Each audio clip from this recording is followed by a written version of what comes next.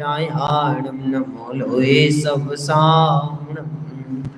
मंगलम भगवान वीरो मंगलम गौतमो गणी मंगलम कुंद कुंदार्यो जैन धर्मोस्तु मंगलम सर्वमंगल मांगल्यम सर्वकल्याणकारकम प्रधानं सर्वधर्माणां जैनं जयतु शासनं जैनं जयतु शासनं जैनं जयतु शासनं।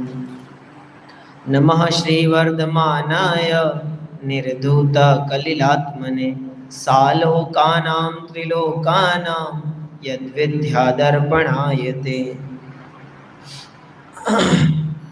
श्री महावीर स्मरण, इसकी चर्चा अपन यहाँ पे कर रहे हैं। क्रमशः चर्चा करते हुए पिछली कक्षा में हमने 8वें छंद की चर्चा यहाँ पर पूर्ण की थी।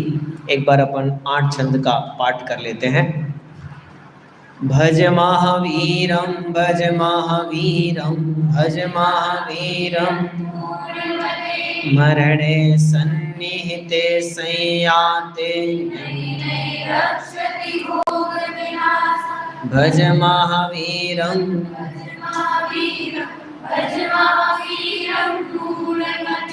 दारा कारागारा सारा पुत्रा मित्र जना सुख जनना सर्वे पेते भज महावीरम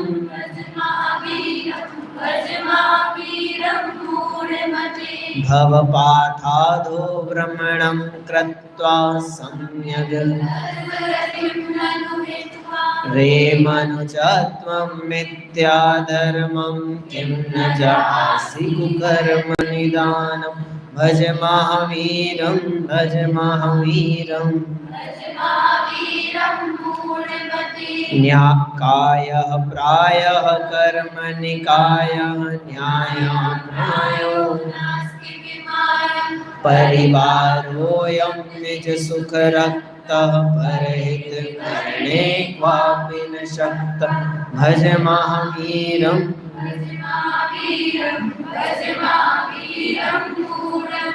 नायं देहो दिव्य विलास ताता स्थिरतर कल्पित माता भ्राता पुत्र कलत्रम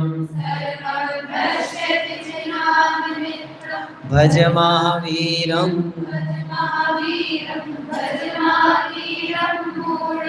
कुरु तत्कर्म यतः शिव शर्मा धृतमति वर्मा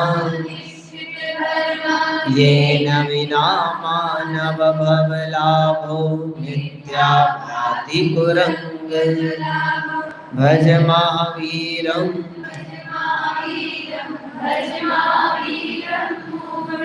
इह संसारे खलु दुस्तारे विज्ञायेति समाचर धर्मं सर्वज्ञ भज महावीरं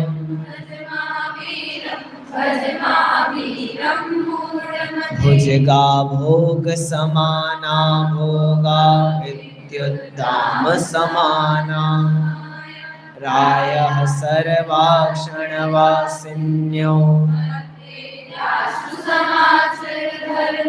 भज महावीरं भज महावीरं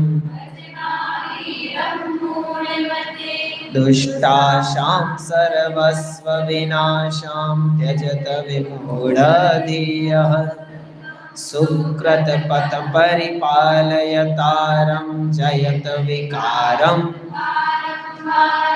भज महावीरं भज महावीरं। इको ज्यादा गूंज रही, आवाज बहुत ज्यादा नहीं गूंज रही है ना, ज्यादा गूंज रही, इको थोड़ा सा ज्यादा लग रहा है। आवाज कम नहीं करनी है, इको कम करना है। हेलो हेलो, चलिए 8 छंद तक की चर्चा हमने थोड़ा और बढ़ाना। पिछली कक्षा में हमने पूर्ण की। 9वें छंद की चर्चा अपन यहाँ से आज प्रारंभ करते हैं।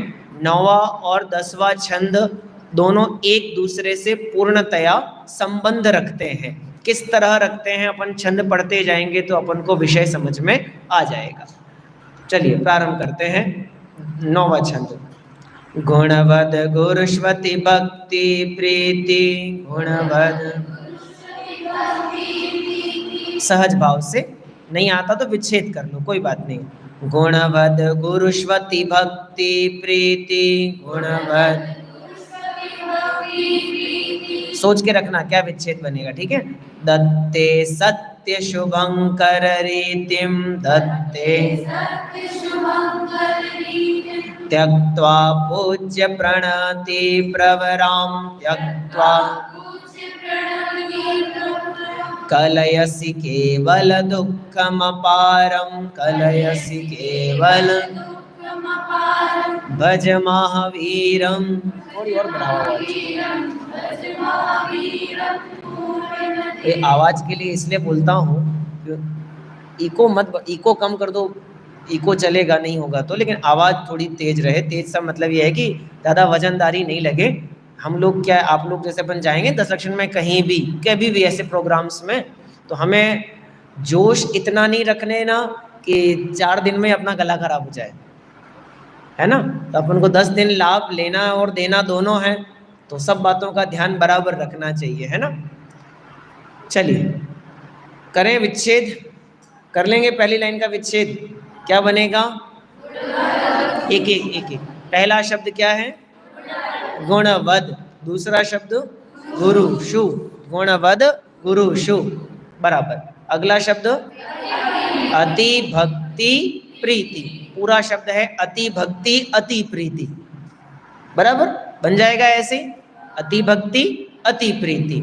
दत्ते सत्य शुभंकर रीतिम, द्वितीय विभक्ति का प्रयोग किया। ऊपर भी एक बिंदी होनी चाहिए, प्रीतिम के साथ में एक बिंदी कम लगी हुई है, होनी चाहिए। गुणवद गुरुष्वति भक्ति प्रीतिम, दत्ते सत्य शुभंकर रीतिम, द्वितीया होगी वहां पे, प्रीति में भी द्वितीया का प्रयोग होना चाहिए। क्यों होना चाहिए मैं बता दूंगा अभी।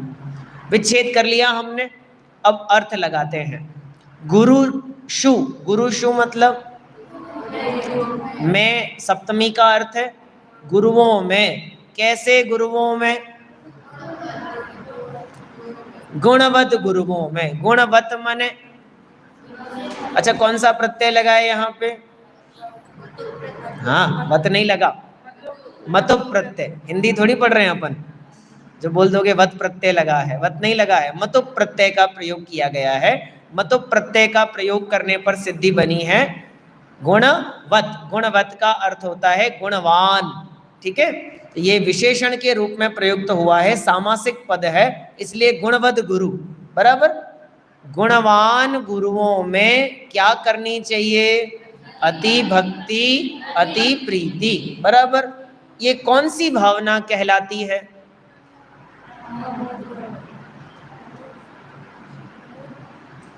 कौन सी भावना? प्रमोद भावना, बस इतना ही बोला और कुछ नहीं बोला। भावना कितने प्रकार की होती हैं?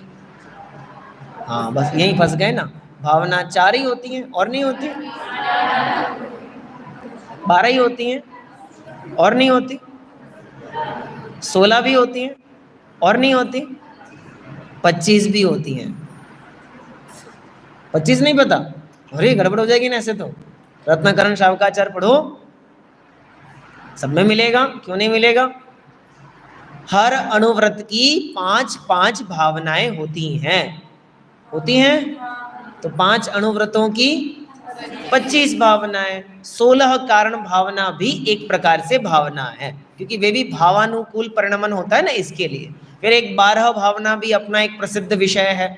और एक और प्रकार की भावनाएं जो हम बहुत बार चर्चा में लेते हैं, मैत्री, प्रमोद, कारुण्य और मध्यस्थ, बराबर।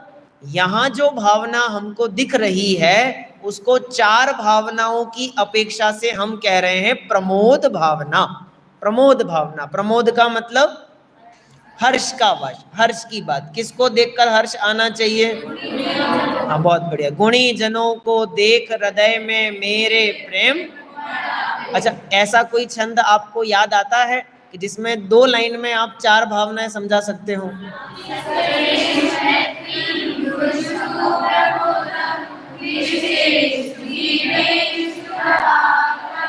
आप तो संस्कृत वाले हो, रट्टा भी लगा लेते हो, याद भी कर लेते हो।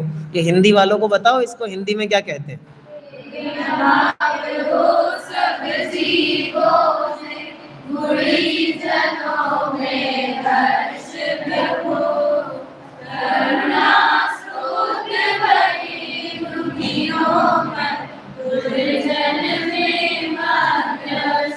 बहुत बढ़िया, है ना। इसे नीरव निर्जर या सामयिक पाठ प्रतिक्रमण पाठ का पहला छंद है। मूलतया इसकी रचना आचार्य अमित गति देव ने भावना 32 यानी भावना द्वात्रिंशतिका के रूप में करी है, और उसका ये पहला छंद है जिसमें एक छंद में 4 भावनाओं की चर्चा की गई है। हम कौन सी भावना ले रहे हैं यहाँ से? प्रमोद भावना। बहुत बढ़िया।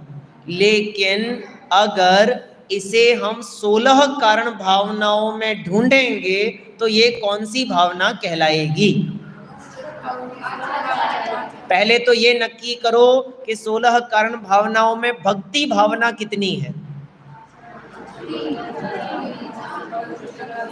3, 4 नाम बोलो। 4 एक एक करके। आचार्य भक्ति, सबसे पहले अरहत भक्ति, अरहत भक्ति, आचार्य भक्ति, बहुश्रुत भक्ति, प्रवचन भक्ति। पक्का? इसमें ये जो हम छंद पढ़ रहे हैं, गुणवान गुरुओं में अति भक्ति करना चाहिए, अति प्रीति करना चाहिए, ये कौन सी भावना है? आचार्य भक्ति। पक्का? पक्का? सिर्फ आचार्य भक्ति है? अरहत भक्ति भी है और बहुश्रुत भक्ति भी है। क्या आपत्ति है कहने में? अरे भैया, इन सब से बढ़ के एक और भावना यहाँ पे है जिसका नाम है साधु समाधि भावना।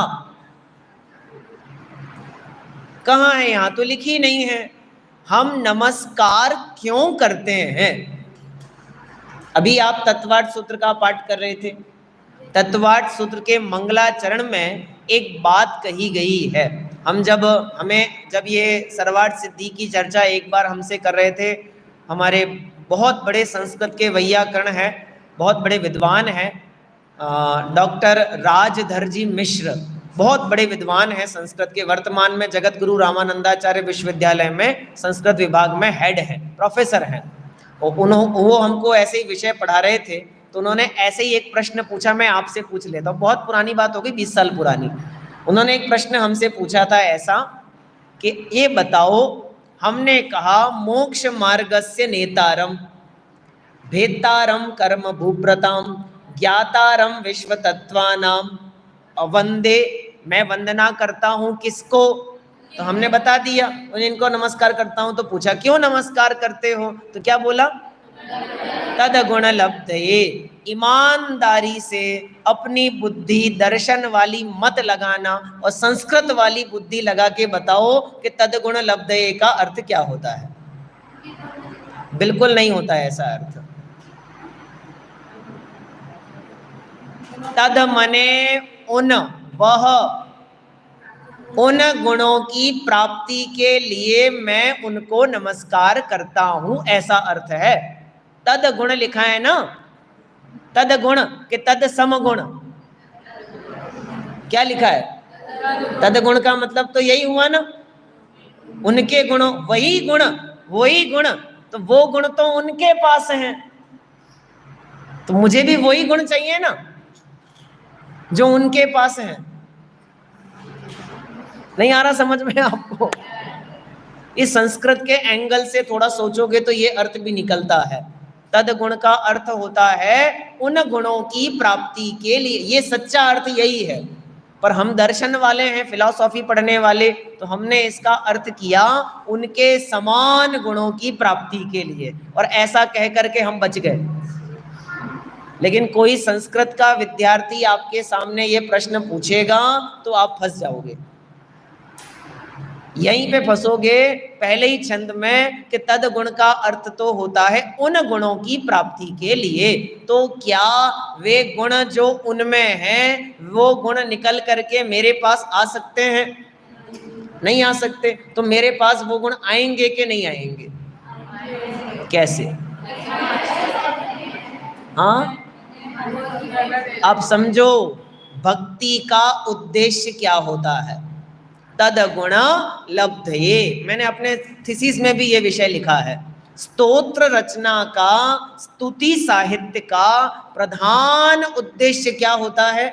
तद गुण लब्धये। हम किसी को महान मानकर उनकी वंदना करते हैं, ये अलग विषय है, और हम उनके समान बनना चाहते हैं, ये अलग विषय है। महान लोगों की वंदना तो दुनिया कर रही है, पर जैन दर्शन की स्तुति में क्या अलग है कि जैन दर्शन की स्तुति में महानता की चर्चा तो है, पर स्वयं उस रूप होने की चर्चा भी है। आया समझ में? मोक्ष मार्ग के नेता हैं वो, विश्व तत्व के ज्ञाता हैं वो, कर्म पर्वतों के भेदता हैं वो, मैं क्यों नमस्कार करूं? मुझे क्या फायदा? मैं नमस्कार करता हूं ना। तद गुण लब्धये, उनके उन गुणों की वहां, उनके गुणों की नहीं। अब अर्थ बदल गया फिर से। उन गुणों की प्राप्ति, उनके गुणों की नहीं, उन गुणों की प्राप्ति मुझे भी हो जावे, इसके लिए मैं नमस्कार करता हूं। अगर मैं किसी महान साधु, गुरु, आचार्य, उपाध्याय, साधु, ज्ञानी, विद्वान, इनके प्रति अति भक्ति, अति प्रीति करता हूं, तो मेरा उद्देश्य क्या है? तद गुण लब्धये। मैं साधुओं की वंदना करता हूं, क्यों? क्योंकि मैं साधुओं के समान समाधि चाहता हूं।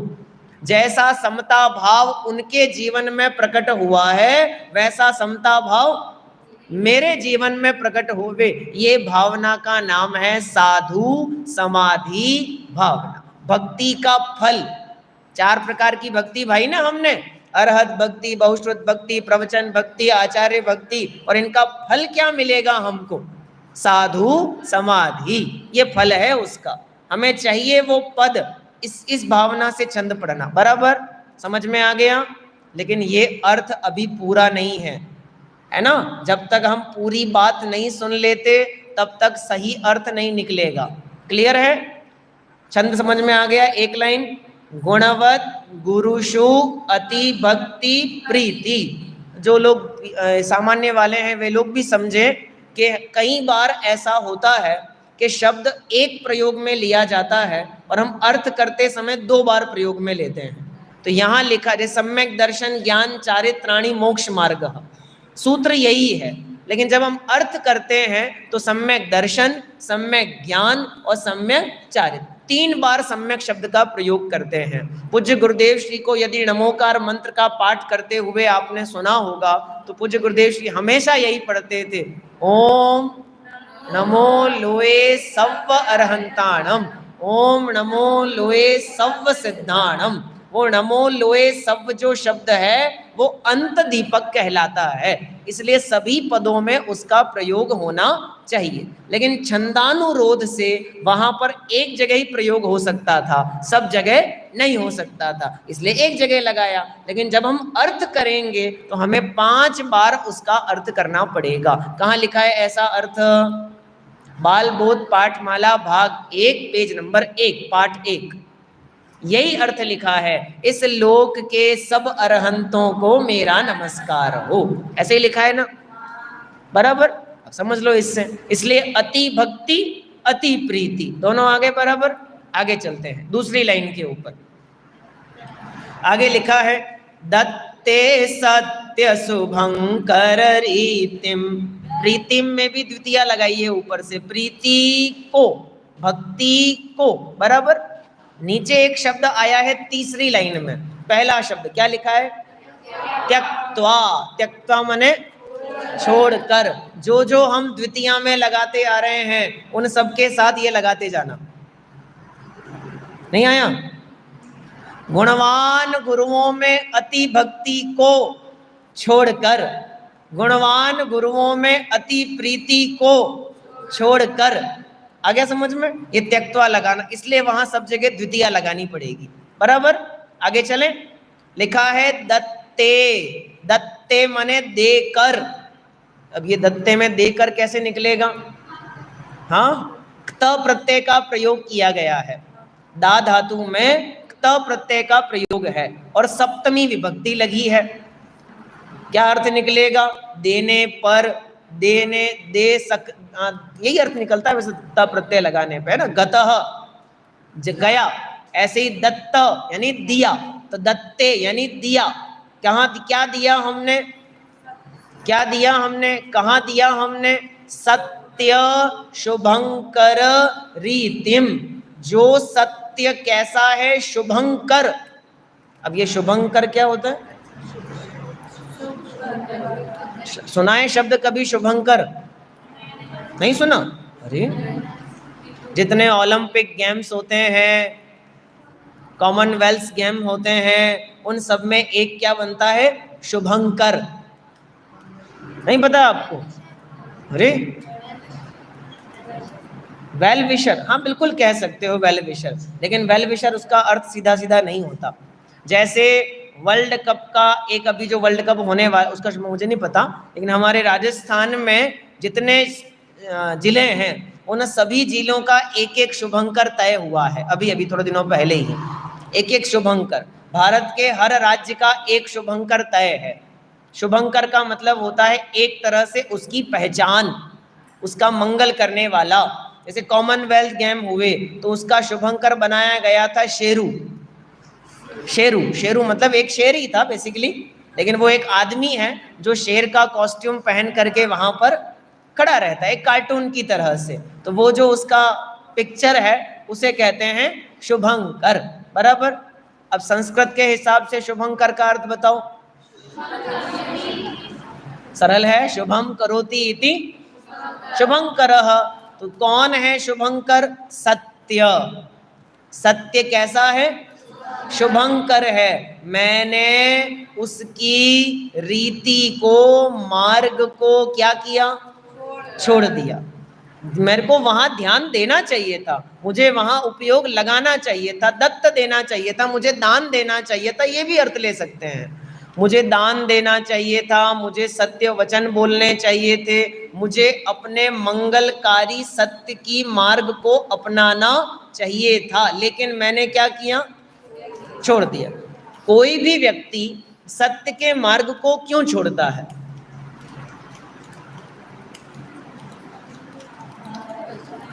काय में? सोच के बोलना। कोई भी व्यक्ति सत्य के मार्ग को क्यों छोड़ता है? हाँ बोल, क्या बोल रहे अस्ति? सत्य बोलने पर भी जब उसे दुख मिले तो वो क्या कर देता है? सत्य के मार्ग को छोड़ देता है। बहुत बढ़िया। और हाँ बोलो। जब वह झूठ बोलना प्रारंभ कर देता है तो वह सत्य बोलना छोड़ देता है। हाँ, बहुत बढ़िया।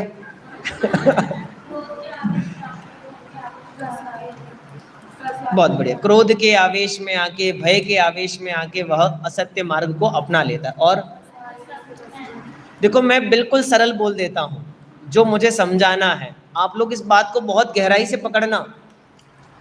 पाप के उदय में असत्य अपनाता है। सोचना थोड़ा सा, पाप के उदय में, हाँ नहीं कि हाँ नहीं, उठाओ प्रथमानुयोग, निकालो कहानियां। 1000 दृष्टांत आपको ऐसे मिलेंगे कि जिनके जीवन में प्रचंड पाप का उदय आया। प्रचंड पाप का उदय सीता जी के जीवन में, प्रचंड पाप का उदय अंजना के जीवन में, प्रचंड पाप का उदय सुदर्शन सेठ के जीवन में, लेकिन फिर भी सत्य मार्ग तो नहीं छोड़ा ना। न्यायात पथः प्रविचलन्ति पदम न धीरा। उन्होंने तो सत्य मार्ग, यानी पाप का उदय हमें असत्य मार्ग में ले जाता है, ये बात सत्य नहीं है। हमारे श्रद्धान की कमजोरी हमें उस मार्ग में ले जाती है, ये सत्य है। नहीं आया? फिर समझना। किसी का पुत्र नहीं था, और लोग में ताने पड़ते हैं लोगों के। अभी तो आप लोग नहीं समझते इस विषय को, जो दुनियादारी वाले लोग हैं वो जानते हैं। अब तो फिर भी लोग बाग इतना नहीं बोलते। पहले तो कितने ताने सुनने पड़ते थे, लड़का नहीं है, लड़का नहीं है, लड़का नहीं है, ये नहीं है, वो नहीं है, ऐसा नहीं वैसा नहीं, तू तुम बांझ होती तो बढ़िया होता, पता नहीं क्या क्या सुनना पड़ता है।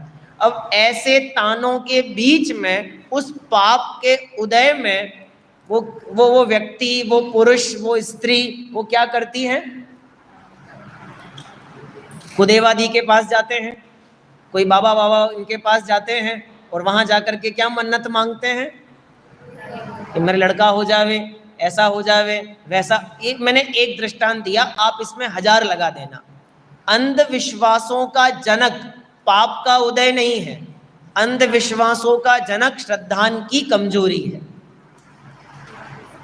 कुरीतियां पाप के उदय से नहीं फैलती हैं, कुरीतियां श्रद्धान की कमजोरी से फैलती हैं। हमने यदि हमारे तीर्थ क्षेत्रों को भ्रष्ट किया है तो वो कैसे हुए भ्रष्ट? हमारे श्रद्धान की कमजोरी के कारण से।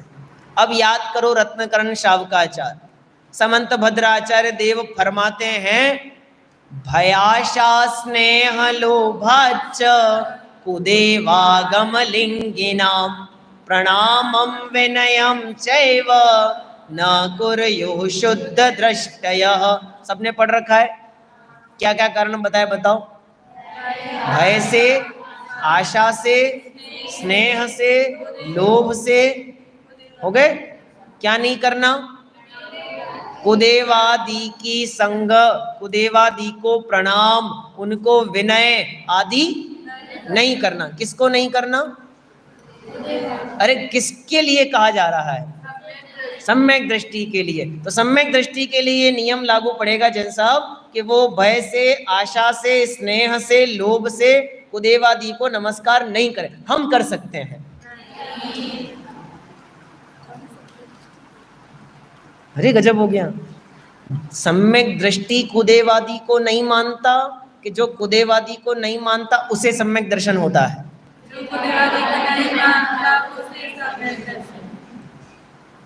पकड़ो बात को, क्या कहना चाह रहे हैं। सब लोगों को लग रहा है सम्यक दृष्टि रात्रि भोजन नहीं करता, सम्यक दृष्टि अभक्ष सेवन नहीं करता, सम्यक दृष्टि सात व्यसन नहीं करता। अरे उल्टा लगाओ। हाँ, जो ये नहीं करता उसे सम्यक दर्शन होता है। इन सब का छोड़ना सम्यक के बाद होगा कि पहले ही हो जाएगा? गजब हो गया, गड़बड़ हो गई ये तो हमसे। समझने वाली बात, ये हम लोगों को ये बात निर्धार करनी पड़ेगी। निर्धार माने बनारसी दास जी के जैसा, टोडरमल जी के जैसा। अरे दुनिया में तो इनको बहुत बुरा भला कहा जाता है, बहुत बुरा भला कहा जाता है, लेकिन हमने इन्हें अपना आदर्श बनाया है। हमने अन गुरुओं को आदर्श बनाया है कि जिनके ऊपर ये आक्षेप लगे, विरोध हुआ कि आपको अन्य मत अंगीकार करना पड़ेगा, अन्यथा हम आपको जला देंगे, गानी में पेल देंगे, पशुओं से मार डालेंगे, नाना प्रकार के कष्ट आदि मिले ना। एक काल तो ऐसा भी आया था अपने भारतवर्ष में कि जिस समय अगर कोई छान के पानी पीता दिख जाता तो उसे जेल हो जाती थी। वो लोग गजब हो गया। एक कालखंड ऐसा भी आया था कि जिस कालखंड में दिगंबर जैन मंदिरों में प्रतिमाएं नहीं रही। पढ़ा है इतिहास थोड़ा बहुत, है ना। उस कालखंड में बुंदेलखंड के एक क्षेत्र विशेष में उत्पन्न हुए थे कौन? तारण स्वामी। ये तो नाम सुना है, तारण स्वामी। उन्होंने एक पंथ चलाया था, तारण पंथ, बराबर। और तारण पंथ के मंदिरों में प्रतिमाएं नहीं होती, जिनवाणी होती है। वो उस काल विशेष की उपज है। उस काल विशेष में ऐसा एक काल आया था। अब बताओ, ऐसे काल में भी कि जबकि अकलंक और निकलंक देव को शिक्षा लेनी है तो वो कहाँ जाएंगे? बौद्ध गुरुकुल में जाएंगे। यानी जैनियों के लिए शिक्षा की व्यवस्था भी नहीं थी। ऐसा कालखंड भी हमने देखा है। पर उस कालखंड में भी हमारे इन विद्वानों ने, आचार्यों ने, ज्ञानियों ने अपने श्रद्धान को डिगने नहीं दिया ना। पाप का उदय यदि हमारे श्रद्धान को डिगा सकता होता तो जैन धर्म जीवित नहीं रहता। ये जीवित है तो उन ज्ञानियों के श्रद्धान के बल से जीवित है। बराबर। आपने पढ़ा है पद्म पुराण? सबने पढ़ रखा होगा। पद्म पुराण में दो महान सतियों की कहानियां हैं, एक अंजना और एक सीता। दोनों के जीवन में एक जैसी लगभग परिस्थिति है। एक को पति ने अपनाया नहीं और एक को पति ने छोड़ दिया। इतना ही फर्क है दोनों में, लेकिन दोनों के जीवन में एक समानता है मानसी। आप मेरे कहने के बाद फिर पढ़ना जाकर के उस कहानी को। जब सीता को और अंजना को अंजना के साथ तो भयंकर ही घटना घटी थी कि अंजना तो अपने घर गई थी, जब लौट करके वापस पिता के घर में तो पिता ने भी उसे रखने से मना कर दिया था। ऐसा ही हुआ था ना। वो अंजना अपनी सखी के साथ में थी, सखी के साथ में, और वो सखी कहती है अंजना से, तेरी सास बड़ी खराब है, तुझे देख निकाल दिया घर से बाहर। बड़ी जो भी दुर्वचन कहे होंगे उसने, हम कल्पना ही कर सकते हैं, बहुत दुर्वचन कहे उसने उसकी सासू जी के लिए। लेकिन अंजना के मुख से एक वचन नहीं निकला, ना अपने पति के लिए, ना पिता के लिए, ना अपने ससुराल वालों के लिए। एक वचन नहीं है पूरा। आप पढ़ के देख लो पूरा वर्तमान युग। पाप का उदय तो है ना, पाप का उदय तो है ना। और पाप का उदय आने पर भी देखो उसकी श्रद्धा कितनी अडिग है। अब मैं इससे बहुत बड़ी बात आप लोगों को समझाने वाला हूं, अभी समझ लेना अगर समझदार हो तो। उसका पति उससे वर्षों वर्षों बात नहीं करता, उसकी तरफ देखता भी नहीं है, तो भी वो ये श्रद्धान रख रही है कि मेरा पति बुरा नहीं है। रख रही है श्रद्धान। उसकी सास ने घर से बाहर निकाल दिया उसे, आक्षेप लगा करके, कलंकिनी, ऐसा दुष्टा आदि कह कह करके, फिर भी वो ये नहीं मानने को तैयार है कि मेरी सास बुरी है। क्यों? और हम कैसे हैं? हमारी मित्रता, हमारा विश्वास कितना कमजोर होता है। कोई थर्ड पर्सन आकर के ये कह दे कि तुम्हारे बारे में उसने ऐसा कहा, बस थर्ड पर्सन ने कहा, और उसकी सत्यता की जांच किए बिना ही हम तो क्या कर लेते हैं? मान ही लेते हैं, नक्की कर लेते हैं कि हाँ ऐसा ही हुआ होगा। सत्य जानना बहुत जरूरी है, सत्य की पहचान करना बहुत जरूरी है। ये सबके लिए लागू पड़ेगा। इसलिए एकदम कहा और एक्सेप्ट कर लेना ऐसा नहीं। गुरुदेव श्री के संबंध में आपको एक बहुत बढ़िया बात बताता हूँ। गुरुदेव श्री ने जब प्रवचन सभाओं में करना प्रारंभ किया तो उन्होंने एक रीति चलाई कि शास्त्र सबके हाथ में होना चाहिए। जिनवाणी छपवाई, सोनगढ़ से जिनवाणी प्रकाशित होने लगी, और जहाँ सात सभा होती थी वहाँ हर व्यक्ति के हाथ में क्या होती थी? आप इससे क्या समझते हो? मैंने जो इससे सीखा है मैं आपको बताता हूँ। मानो गुरुदेव श्री कह रहे हैं मेरे वचन प्रमाण मत करना, मेरे वचन सुनना और आगम से मिलान करके देखना कि सही है कि नहीं है। हाथ में आगम क्यों दिया जा रहा है? हाथ में आगम देने का क्या फायदा कि आप परीक्षा प्रधानी बनो, केवल सुन करके भरोसा कर लिया, ऐसा मत करना। क्या करना? आगम से उसकी मिलान करना। इसलिए आपके हाथ में आगम दिया है। गुरुदेव श्री के, देखो गलत नहीं समझना हो, गुरुदेव श्री के वचन गलत हो सकते हैं, आगम गलत नहीं हो सकता, क्योंकि वो तो व्यक्ति हैं, स्खलित हो सकती है, भाषा है, च्युत हो सकते हैं, लेकिन आगम तो नहीं हो सकता ना। इसलिए आगम से मिलान करना चाहिए, व्यक्ति से नहीं। उसने किसने क्या कहा। मैं अब जब भी आप मुझसे पूछने आए ना कोई भी कि भैया किस विषय पे प्रवचन करें, तो मैंने तो हमेशा ही कहा कि मूल ग्रंथ चुनो, मूल ग्रंथ उठाओ, मूल ग्रंथ की चर्चा करो। वो हमारे लिए प्रवचन, उनकी व्याख्या, टीका, ये सब हमको आगे जाके पढ़ने मिल जाएगा, लेकिन मूल ग्रंथ से जुड़ान करना हमको बहुत जरूरी है। बराबर। अब ये मैंने बहुत सारी आपको एक्स्ट्रा वैरायटी दे दी। अब मूल विषय पे फिर से आ जाता हूँ। शुभंकर रीति, जो सत्य शुभंकर है, कैसा है? शुभ करने वाला है, मंगल करने वाला है, उस मार्ग को मैंने क्या किया? त्यक्त्वा। जब मैंने गुरुओं में अति भक्ति छोड़ी, जब मैंने गुरुओं में अति प्रीति छोड़ी, जब मैंने सत्य मार्ग को छोड़ दिया, तो मुझे क्या मिलेगा? हैं? क्या मिलेगा? कलयसी केवल दुखम अपारम। क्या मिलने वाला था नियम से? केवल दुख ही दुख प्राप्त हुआ। और एक चीज और छोड़ी है मैंने, शब्द लिखा है नीचे, पूज्य प्रणतिम प्रवराम।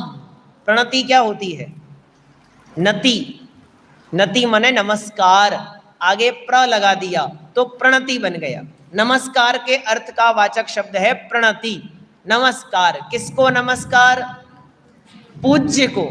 जो हमारे आराध्य हैं, जो पूज्य हैं, उन्हें नमस्कार आदि हमको करना चाहिए, उनकी यथा योग्य विनय सम्मान हमको करना चाहिए। लेकिन मैंने उसे क्या किया? त्यक्त्वा, छोड़ दिया। एक शब्द और लिखा है प्रवरा। वर मतलब क्या होता है? सर्वश्रेष्ठ, श्रेष्ठ। प्रवर, फिर वर और प्रवर में अंतर क्या रहेगा भैया? वर का मतलब होता है श्रेष्ठ, बराबर। वर का मतलब दुल्हा नहीं होता है ना, वर का मतलब आदमी नहीं होता, वर का मतलब होता है श्रेष्ठ। ठीक है, तो ये स्वयंवर होता है ना, स्वयंवर का मतलब अपने लिए पति चुनेगी, ऐसा ही है ना? श्रेष्ठ का चयन करेगी। पति तो किसी को भी चुन सकती है, पर श्रेष्ठ का चयन होना है, इसलिए उसका नाम क्या है? वर। वर, वर है वो जो चुना जाएगा ना, वो क्या कहलाएगा? वर, बराबर। अब आ जाओ फिर से, प्रवरा, जो शब्द इसके नीचे आया था अभी अभी, प्रणति, जो पूज्य जनों को नमस्कार आदि करना प्रवर है, उत्कृष्ट है, महान कार्य है, लेकिन मैंने उसे क्या किया? छोड़ दिया। मैंने गुरुओं में भक्ति नहीं करी, मैंने पूज्यों की विनय नहीं करी, मैंने सत्य मार्ग को अपनाया नहीं, तो नियम से मिलना तो क्या था? कलयसी केवल दुखम अपारम। मुझे नियम से क्या प्राप्त हुआ? दुख ही दुख प्राप्त हुआ। हो गया छंद कंप्लीट? क्लियर है? एक बार पढ़ लें फिर से। गुणवद गुरुष्वती, लय बदल गई, गुणवद गुरुष्वती भक्ति प्रीति, सत्य शुभंकर रीति, त्यक्त्वा पूज्य प्रणति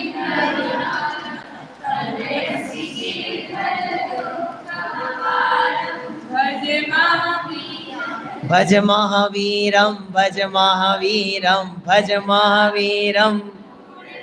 इससे भी एक चीज सीखने लायक है भैया, क्षयोक्षम ज्ञान की क्या बिसात है। 2 समय पहले याद रहे कि कैसे गाना है, और 2 समय बाद हम भूल जावे, और याद करने का प्रयास करें तो याद ही नहीं आवे कि कैसे। एक को नहीं, किसी को याद नहीं आवे कि कैसे गाना है। चलो पढ़ते हैं अगला छंद। अब पहले वाले छंद में जो जो हमने गलतियां करी उसको थोड़ा सा सुधारने का प्रयास अगले छंद में। गुणवद गुरु शरणाम्बुज लीनो,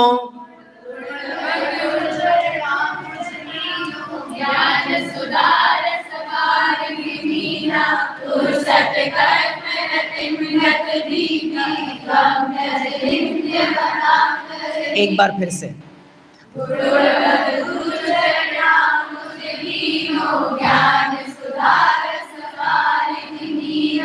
गुरु सत्कर्म रतिम गत भीति, त्वं त्यज नित्यमतांतर रीतिम, भज महावीरम।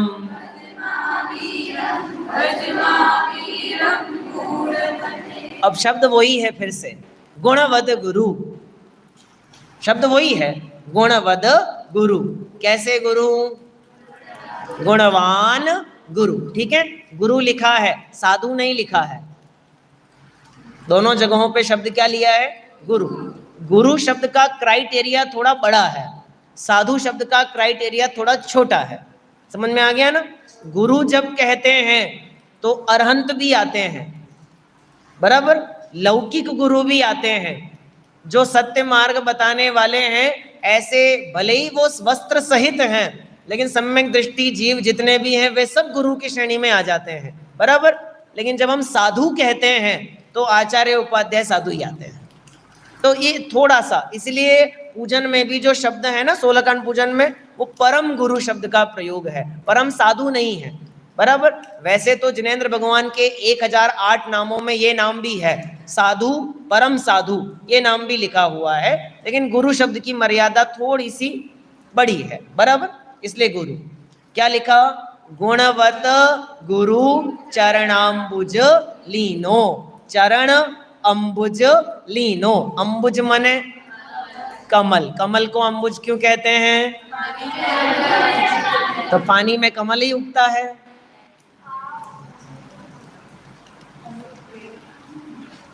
पानी में कमल ही उगता है और कुछ नहीं उगता। हाँ, उगता तो बहुत कुछ है, तो फिर आपने कमल को ही अंबुज क्यों कहा? क्या? अच्छा होता है। अरे भैया, रूढ़ी है। हाँ, और क्या? अंबुज को, कमल को अंबुज कहने की रूढ़ी है। अब रूढ़ी में प्रश्न नहीं खड़े किए जा सकते, जो चल रही है, जो चल रही है बस। अब प्रश्न ये हो सकते हैं कि भैया जल में उठने वाली शैवाल और काई को भी तो अंबुज कह सकते हो, उनको क्यों नहीं कहते? मछलियों को भी कह दो, मेंढक को भी कह दो, नहीं कहा जाएगा। अंबुज मतलब कमल, ये रूढ़ी से सिद्ध हो गया, निपात हो गया, मतलब इस तरह से ऐसे ही पद्धति चलती आ रही है, बराबर।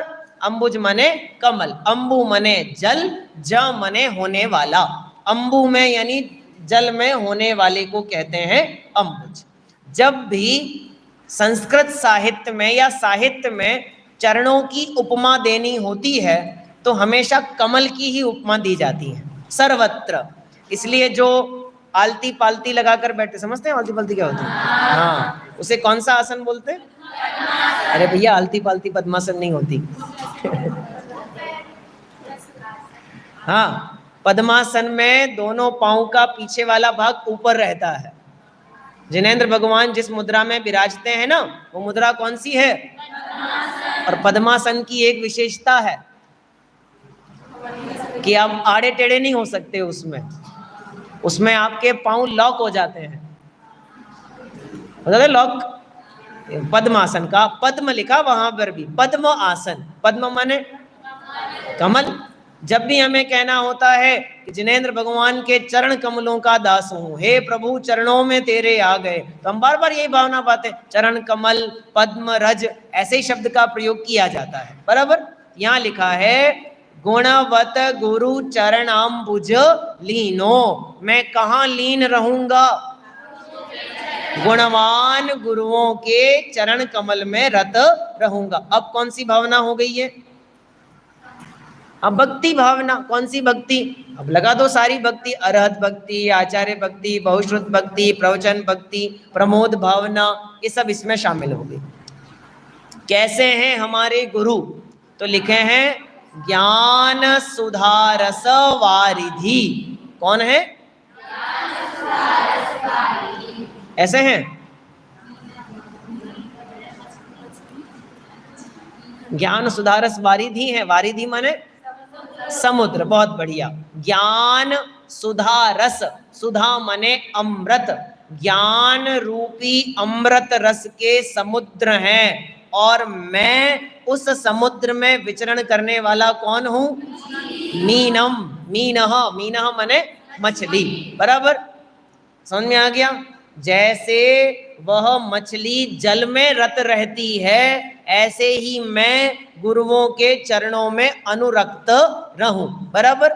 देखो, मैं फिर बाल बोध याद दिला रहा हूं आपको, सरल है इसके लिए। पाठ 2 चत्तारी मंगल, और उसमें एक प्रश्न पूछा गया कि पंच परमेष्ठी की शरण से क्या अभिप्राय है। ऐसे ही प्रश्न है, पूछा है, उत्तर पता है किसी को? बिल्कुल, जो बिल्कुल सही उत्तर दे हाथ खड़े करो। कौन दे सकता है? पंच परमेष्ठी की सच्ची शरण किसे कहते हैं? ऐसे नहीं, हाँ बोलो, ऐसे नहीं, पूरा प्रॉपर सेंटेंस बोलो। बाल बोध तो हमको हो सकता है आपका भी मौका कम पड़ा है इसलिए आपको एकदम याद नहीं आता, हमें तो page to page, line to line याद है। इतनी बार पढ़ा दिया ना शिविरों आदि सब जगह में, तो वर्ड टू वर्ड याद है, एक एक चीज कहाँ पे क्या लिखी हुई है। हाँ बोलो।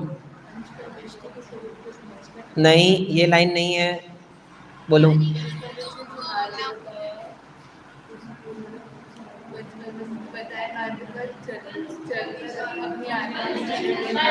बहुत बढ़िया, ये सही चलेगी बिल्कुल। पंच परमेष्ठी के बताए मार्ग पर चलकर अपनी आत्मा की शरण लेना ही बराबर है। अब देखो, मेरे को समझाना है जो विषय, जब चौराहे पर लिखा होता है दाएं मुड़िए, तो हम कहाँ मुड़ते हैं? राइट, दाएं मुड़ते हैं, बराबर। क्यों मुड़े आप दाएं? क्योंकि वहां पे लिखा हुआ था, बराबर, इसलिए मुड़े ना आप। तो जो लिखा हुआ है वो काम का है कि जो दिखा रहा है वो काम का है? नहीं आया समझ में?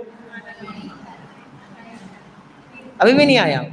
अरे भैया, यहाँ लिखा हुआ है स्वाध्याय भवन, एरो का निशान बना करके यहाँ बाहर लगा हुआ है ना, लिखा हुआ है। तो स्वाध्याय भवन कहाँ है, वहां पे कि यहाँ पे? तो लिखा तो वहां है।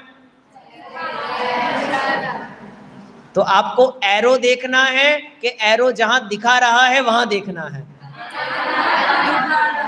नहीं है समझ में? कभी कभी होता है ना, बस में बैठे बैठे बच्चों आपको कुछ दिखाई दे जाए तो देख देख उधर देख उधर देख उधर देख, क्या देखूं? कि मेरी उंगली की तरफ देख। तो उंगली की तरफ देखना है, कहाँ देखना है? हाँ, जहां वो दिखा रही है वहां देखना, बराबर। ऐसे ही होता है ना। ऐसे ही गुरु चरणाम्बुज लीनो, गुरुओं के चरण में रत रहने का अर्थ पांव पकड़ के बैठ जाना नहीं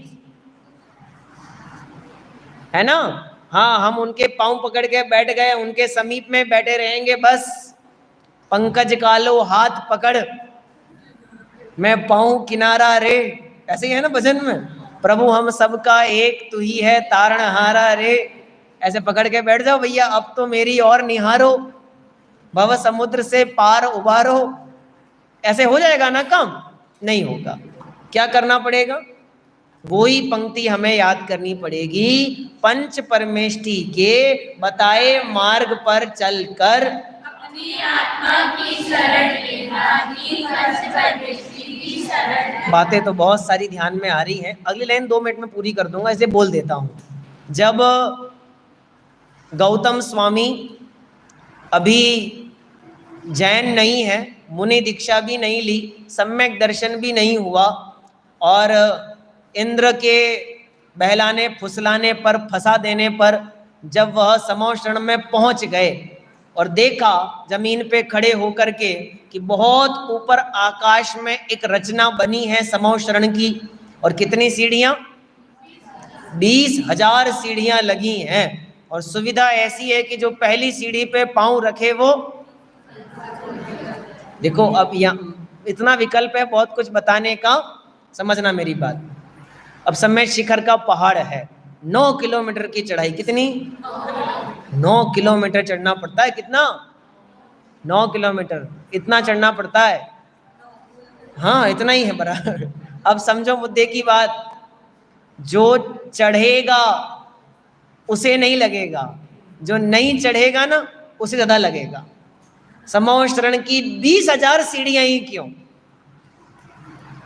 सोचा कभी आपने ऐसा?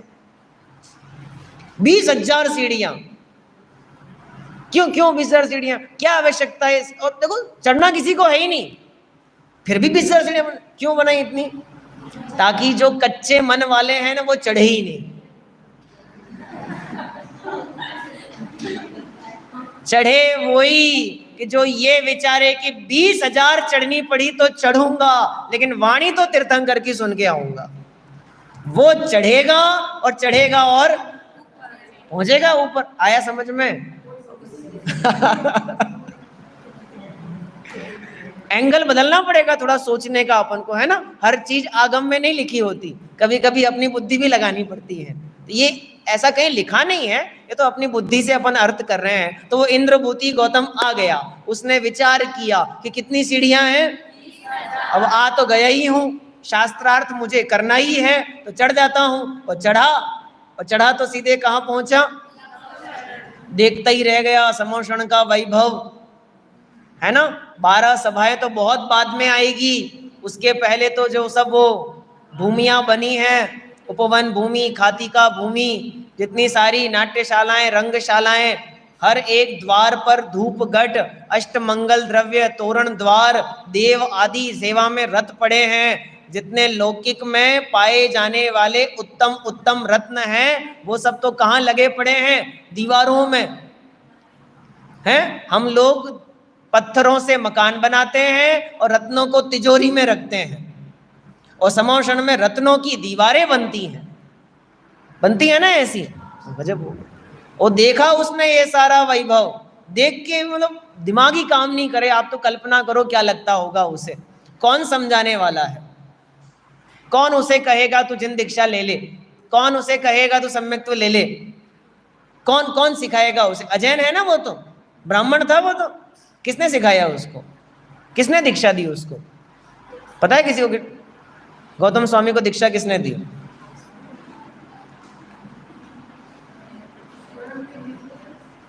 ले सकते हैं स्वयं दीक्षा? कोई भी नहीं ले सकते, तीर्थंकर के जीव को छोड़ करके।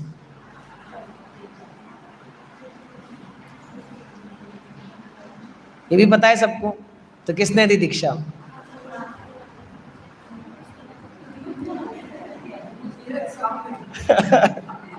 अरे भैया, ये तो बहुत प्रैक्टिकल क्वेश्चन है। इस युग के प्रथम मुनि कौन थे? अरे प्रथम मुनि कौन थे? आदिनाथ। हो ही नहीं सकता उनके पहले दूसरा कोई। कि क्यों नहीं हो सकता? क्योंकि मुनि दीक्षा लेने के लिए आचार्य चाहिए, स्वयं मुनि दीक्षा हो नहीं सकती। और एकमात्र तीर्थंकर का जीव है जो स्वयं दीक्षा ले सकता है, बराबर। तो इसलिए प्रथम मुनि तो कौन हो सकते थे? आदिनाथ। अब दूसरा प्रश्न ध्यान से सुनना। तीर्थंकर ना किसी से दीक्षा लेते हैं, ना किसी को दीक्षा, तो दूसरा मुनि कौन था?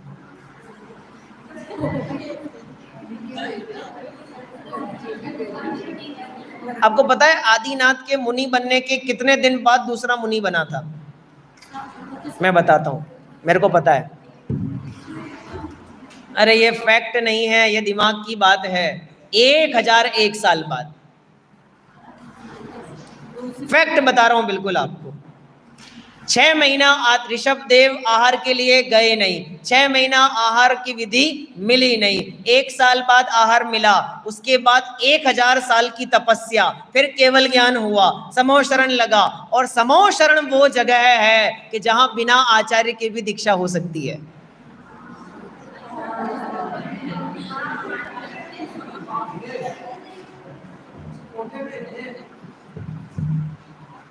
समोशरण वो जगह है जहां ऐसा हो सकता है। देखो, मैं आपको बहुत गजब की बात बता रहा हूं, इस कहानी के अंदर बहुत कुछ है अभी भी छुपा हुआ। ज्ञानियों को कैसा होना चाहिए भी बताऊंगा इसमें, देखो समझना। अब गौतम कौन? इंद्रभूति गौतम, गणधर नहीं। इंद्रभूति गौतम मिथ्या दृष्टि जीव पहुंच गया है वहां पे समोषण में, और वो शास्त्रार्थ करने के लिए बढ़ता जा रहा है आगे आगे आगे। और आगे देखा 12 सभाएं लगी हैं, सभी जीव वैर विरोध भुला करके बैठे हैं। लेकिन सब देख किसको रहे हैं? किसको देख रहे हैं सब जने? वो 3 कटनी बनी हुई है, अष्ट प्रातिहारे लगे हुए हैं, हजारों ध्वजाएं फहर रही हैं, दुंदुभी नाद हो रहा है, पुष्प वृष्टि हो रही है, सिंहासन लगा पड़ा है, स्वर्ण कमल की रचना हुई है, और उसके ऊपर कोई बैठा है। बैठा है कि नहीं बैठा? नहीं बैठा है। जो बैठा है वो उससे 4 अंगुल ऊपर बैठा है। ये 4 अंगुल क्या बताते हैं पता है आपको? ये 4 अंगुल बताते हैं भगवान की वीतरागता। ये 4 अंगुल डिस्टेंस, ये 4 अंगुल बताते हैं कि जिनेंद्र भगवान जो वहां विराजमान है उन्हें इस समूह शरण से कोई लेना देना नहीं है कि नहीं नहीं समूह शरण लगेगा तो भगवान को तो आना ही पड़ेगा। हाँ भैया, ये श्वेतांबर दिगंबर का अंतर है। श्वेतांबरों में ऐसा होता है कि समूह शरण पहले लगता है, भगवान बाद में आते हैं। यहां ऐसा होता है कि जहां भगवान खड़े हो जाते हैं वहां रचना हो जाती। आया समझ में अंतर? अब वो 4 अंगुल ऊपर देखता है उन्हें और विचार करता है इतना सारा वैभव इस व्यक्ति के चरणों में नतमस्तक है, लेकिन ये तो कौन सिखाने वाला है? जैसे धरसेन आचार्य देव के 2 योग्य शिष्यों को धरसेन आचार्य देव ने इतना ही कहा था, तुम्हारा आत्मा ही तुम्हारा, मानो आचार्य, मानो भगवान महावीर स्वामी, उसमें लिखी है पंक्ति है तो भगवान महावीर और उनका सर्वोदय तीर्थ में, मानो भगवान महावीर स्वामी ने गौतम को मौन संदेश दिया। क्या देख रहा है? क्या देख रहा है? देखने वाले को देखना। इतना ही मानो मौन संदेश मिला और एक एक कदम आगे बढ़ता है। अरे कदम नहीं बढ़ता, गुणस्थान बढ़ता है। एक कदम आगे बढ़ा, सम्यक दर्शन प्राप्त किया। अगला कदम आगे बढ़ा, व्रत अंगीकार हो गए। अगला कदम आगे बढ़ा, वस्त्र उतर गए, मुनि दीक्षा हो गई उसकी। 4 ज्ञान का धनी बना और उसी सभाओं में विराजमान जितने भावलिंगी मुनिराज थे उन सबसे ऊपर जाकर के बैठ गया। तो कितना बुरा लगा होगा उनको? नहीं लगा होगा? लगा होगा ना। ये ज्ञानियों की निशानी है। ये ज्ञानियों की निशानी है कि ज्ञानी किसी के आगे बढ़ने पर ईर्ष्या नहीं करते, प्रसन्नता व्यक्त करते हैं। ईर्ष्या करना अज्ञानियों की निशानी है, ज्ञानी नहीं करते ऐसा। एक था वहां पे उस सभा में भी एक था जो जिसकी सभा चल रही है, उन्होंने भी तो किसी की सभा में वो काम किया था, तो उनकी सभा में भी एकाध तो होना ही था ऐसा। कौन था?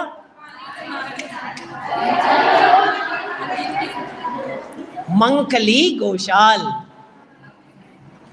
मंकली घोषाल एक था वहां पे जिसने ये काम किया। अच्छा, हम सब लोग इतने दिन से बैठे हैं और हमारे लिए कुछ नहीं, और ये आज का आया छोकरा है और ये गणधर बन जाएगा और हम कुछ नहीं करेंगे। ऐसा तो नहीं चलेगा, ये तो पक्षपात है, नेपोटिज्म हो गया ये तो।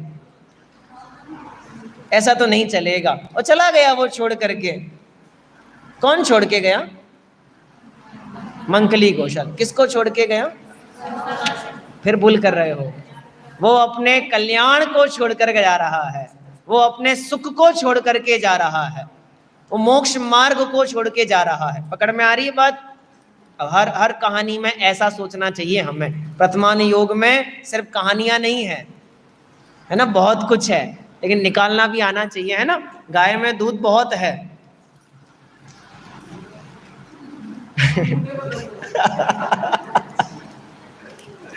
इसलिए क्या करना चाहिए? तीसरी पंक्ति कहती है, कुरु सत कर्म रतिम। सत कर्मों में रति करना। सत कर्म की व्याख्या अपन पहले करके आ चुके हैं, लेकिन साथ में एक शब्द जोड़ा है, गत भीति। गत भीति माने निर्भय हो करके, निर्भय हो करके, बिना डरे, बिना किसी के आवेग में आवेश में आए, बिना किसी प्रकार की कषाय की तीव्रता के क्या करना चाहिए? सत कर्म रीति करना। मैं आपको प्रैक्टिकल एक बात बताता हूं। जब हम हॉस्टल में पढ़ते थे, समझना आप लोगों के बहुत काम की है, अच्छी लगेगी आपको। हॉस्टल में पढ़ते थे और जैसे आपको भगाया जाता है ना, जाओ प्रवचन हॉल में जाओ, प्रवचन में बैठो, ऐसे हमको भी भगाते थे। हम लोग भी ऐसे चंचल ही थे। तो हम ऐसा विचार करते थे, सुनना मेरी बात को, कि हम तो शास्त्र सभा में बैठे हैं, बराबर, और हमको भगाने वाले बाहर घूम रहे हैं, बराबर है। तो अच्छा कौन है, वो कि हम? बहुत बढ़िया। लेकिन जब 5 साल पढ़े ना, तब ये अक्ल आई कि हम शास्त्र सभा में बैठकर पाप बांध लेते हैं और वो शास्त्र सभा से बाहर रह करके पुण्य बांध लेते हैं। अभिप्राय का फर्क है। उनका अभिप्राय है कि ये सारे लोग शास्त्र सभा में बैठे इसलिए आपको भेजते हैं, इसलिए दौड़ भाग करते हैं, इसलिए मेहनत करते हैं, और हमको बुरी लगती है, वो पुण्य बांध लेते हैं। और हम यहाँ शास्त्र सभा में बैठे हैं, सामने जिनवाणी चल रही है, लेकिन हमारे परिणामों में तो पता नहीं क्या क्या चलता है। इसलिए हम यहाँ बैठे बैठे भी क्या बांध लेते हैं? अगर मंदिर में जाने से पुण्य बंधता तो मंदिर कभी खाली नहीं होते, भरे ही रहते लोगों से। लेकिन पुण्य बांधने के लिए मंदिर चाहिए, तो मंदिर के भाव भी तो चाहिए ना, वैसा श्रद्धान भी तो चाहिए ना, दृढ़ता भी तो चाहिए ना। इसलिए बिना किसी डर के क्या करना चाहिए? शब्द दिया सत कर्म रतिम। यदि आप सत्य हो तो उस पे क्या रहो? अडिग रहो, चलाए मान मत हो, है ना। सत्य परेशान हो सकता है, पराजित। ये पंक्ति बहुत अच्छी लगती है, काय में? सुनने में, लिखने में, पढ़ने में, लेकिन अप्लाई करने में हाँ सत्य बहुत कठिन है। आगे अंतिम पंक्ति लिखी है, त्वम त्यज निंद्यम मतांतर रीतिम। तुम छोड़ दो, क्या छोड़ दो? निंद्यम रीतिम, निंद्यम रीतिम, दोनों में द्वितीया लगी है। कैसी रीति को छोड़ दो? निंदनीय रीति को छोड़ दो। कैसी रीति? मतांतर। मतांतर माने जैन दर्शन से, जैन मान्यता से, अरहत वचनों से भिन्न जो मार्ग है, उस रीति को तुम छोड़ दो। ऐसा उपदेश हमको यहाँ पर दिया जाए, बराबर है। आगे बात समझ में? पढ़ लें एक बार लास्ट में, फिर फिनिश कर देते हैं। पढ़िए।